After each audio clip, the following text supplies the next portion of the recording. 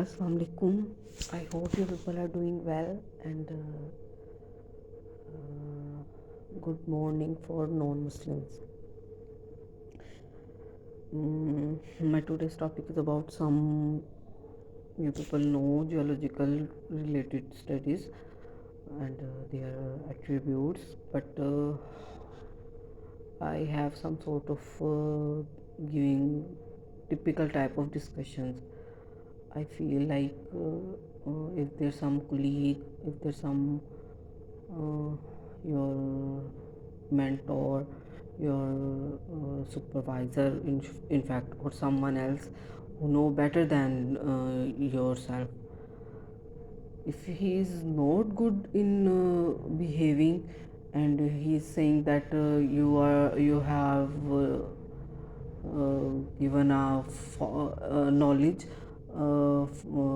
that is not good and making some sort of laughter upon you, it's very bad behavior. It's really very bad behavior, and from my point of view, I personally felt it's not good sign for every person. If you know anything and someone is not in this condition, in this position to recall his studies or her studies, then I think so he should understand him. He should encourage. If he don't have capability to encourage them, but he must respect his views and then answer in a respectable way, not by humoring and some sort of mimicry, if I'm not wrong. So however, my this problem, I hope so it should not be done, it should not be encouraged in this society. The people who are doing, they are doing very they are doing very ill behaved, what can I say. खैर, in short मेरे जहन में यही था, मैंने यही बताना था for every person who know English, our international language. So in शो and one thing more I remember, मुझे एक और बात भी याद आ गई कि once I have some sort of more knowledge about a topic, मैं नाम नहीं लूँगी. My I remember, yes, I remember. He called upon and said and showed me how you are doing this and like that, and if I didn't deliver, what's your problem भाई. आप encourage नहीं कर सकते. अगर मेरे पास ज़्यादा knowledge आ गई है, मेरा दिल किया है मैं मतलब इस चीज़ को ज़्यादा एलाबोरेटली बताऊं, तो it's quite good sign from my point of view. मेरे कुछ टीचर्स इतने अच्छे थे, मुझे इतनी नॉलेज भी नहीं होती थी, आई रिमेंबर, उन्होंने फिर भी इनकरेज कर देना. बट मैं यहाँ ये कह रही हूँ कि हाँ, हो सकता है लोगों की नेचर हो, बट ये कम होना चाहिए है. अगर किसी को कोई भी मेरी ये वीडियो पढ़ रहा हो या सुन रहा हो, तो मुझे ज़रूर इस मामले में डिस्कस करिएगा. मेरी वीडियो बहुत लोगों को हो रही याद. खैर, इन शॉर्ट, मेरा मकसद किसी को डिग्रेड नहीं है करना. मेरे लिए बहुत रिस्पेक्टेबल है मेरे पर्सन्स जिन्होंने मुझे एक भी वर्ड सिखाया है. आई रिमेंबर दैम, और मैं उनको भूल भी नहीं सकती.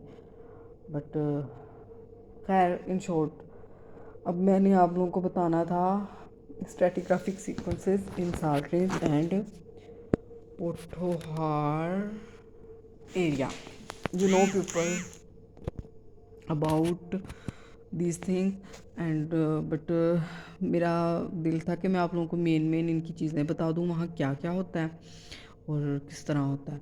सो the group of this information of this age is Pleistocene, Pleistocene I think इसको कहते हैं.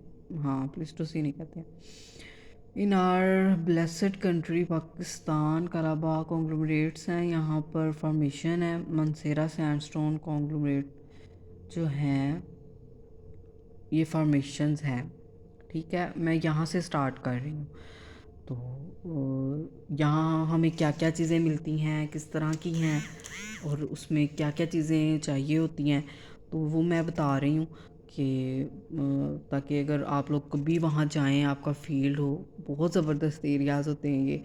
I personally witnessed and I remember that I forget about I forget about the most good जो कंट्रीज़ हैं। अब मैं नाम नहीं लेना चाह रही कि like Switzerland type, like I am sorry, मैं किसी को वो नहीं कर रही, बट इस तरह के जो मतलब हैं लोग, टूरिस्ट हैं वहाँ पे, वो लोग पे कर रहे हैं। हमारे पाकिस्तान में इस चीज़ को नहीं दिया जाता इतना।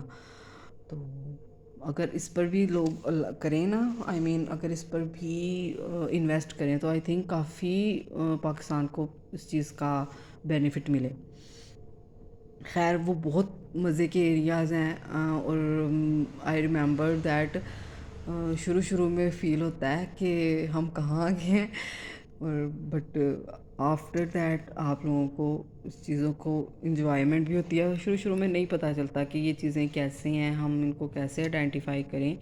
बट अगर आपके मेंटोर्स, आपके जो हैं सुपरविजन्स, जो जो आपके टीचर्स हैं, तो अगर वो उनके पास नॉलेज है तो आपको बहुत कुछ मिलता है। और अल्हम्दुलिल्लाह I am very blessed about regarding this, कि मुझे बहुत अच्छे टीचर्स मिले हैं।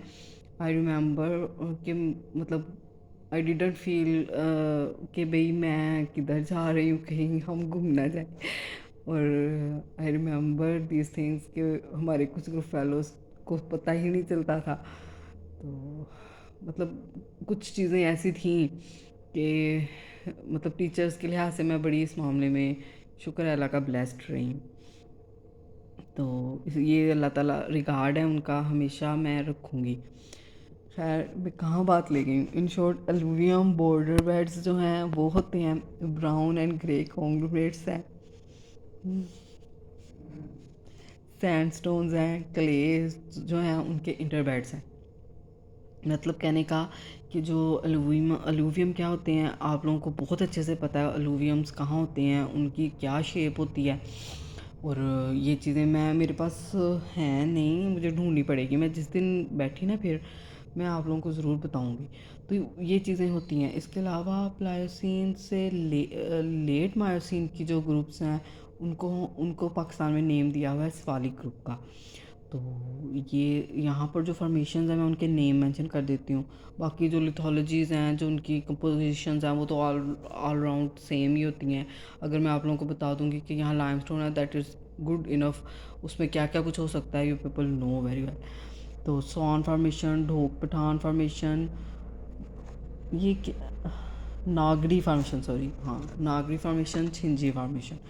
So in Swan formation there is light colored sandstones, light red and grey clays, and in Dhok formation red brown clays with grey sandstones, conglomerates near indus.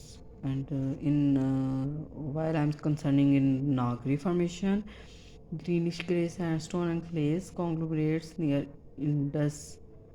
Sindhi formation में bright red clays with sandstones. So next है early Miocene. And early Miocene इस ग्रुप को हम देते हैं name, ये Rawalpindi group है। और इसमें जो फॉर्मेशंस यहाँ हम एक्सपोज हैं वो कमलियाल फॉर्मेशन है और मरी फॉर्मेशन है। तो कमलियाल फॉर्मेशन में हमें क्या मिल सकता है? कमलियाल बेसिकली जो मरी फॉर्मेशन है सैंडस्टोन ही है, और कमलियाल में भी आप जहन में रखिएगा फिर थोड़ी बहुत सैंडस्टोन हमें मिलती है। तो मैं तो मुझे ये आई रिमेंबर मेरे जहन में होता था कहीं कुछ नहीं है ना, आप बस सैंडस्टोन लिख दो। आई फील कि कुछ तो मतलब सही आपको नंबर मिल जाएंगे। खैर, कमलियाल फॉर्मेशन में maroon, red and brown sandstone होते हैं, और मरी फॉर्मेशन में मैसिव सैंडस्टोन्स होते हैं, डार्क रेड एंड पर्पलिश क्लेज होते हैं। इसके अलावा बेसल कॉन्ग्लोमरेट्स हैं। इसके बाद हाँ, मेजर अनकन्फर्मिटीज़ हैं। अनकन्फर्मिटी है। अच्छा मैंने आपसे पूछना था कि मैं मतलब अब देखिए ना, मैंने पहले प्लियोसीन से मियोसीन में किया है, तो मुझे आप ये ज़रूर बताइएगा कि मैं मतलब लोअर टू अपर जा रही हूँ या अपर टू लोअर जा रही हूँ, for I mean for sake of age. So इसके बाद आती है major unconformity. So then early Eocene का हमें स्ट्रेटा मिलता है, और उसमें है 2 ग्रुप्स हैं, चारात ग्रुप और मकरवाल ग्रुप। एंड इस चरात, इसको छरात बोलते हैं। ये ना दरअसल these are our native language names and you people know that how to name the formation their nomenclatures. So Chorgali formation है, इसमें स्केसर फॉर्मेशन है और नमल फॉर्मेशन है। चोरगरी फॉर्मेशन में क्या है, ओलिव ग्रीन शेल्स हैं और उनमें लाइमस्टोन्स होते हैं, और लाइमस्टोन्स के इंटरबेड्स होते हैं। इंटरबेड्स क्या होते हैं, आप लोगों में से किसी को नहीं पता तो मुझे ज़रूर बताइएगा। और इसके अलावा स्केसर फॉर्मेशन होती है, चर्ट इन अपर पार्ट होती है। इसमें स्केसर फॉर्मेशन आपको पता है, उसमें लाइमस्टोन ही होते हैं, if I am no yes I am sure. और नमल फॉर्मेशन है, इसमें भी लाइट ग्रे कैल्केरियस शेल्स और लाइमस्टोन्स होते हैं। Thank you so much. मैं आपको इससे फर्दर क्या है और किस तरह का है फर्दर सीक्वेंस, क्या स्ट्रैट है, मैं आपको नेक्स्ट ग्रुप में बताऊंगी, वो नेक्स्ट वीडियो में बताऊंगी। Thank you so much. अल्लाह हाफिज़।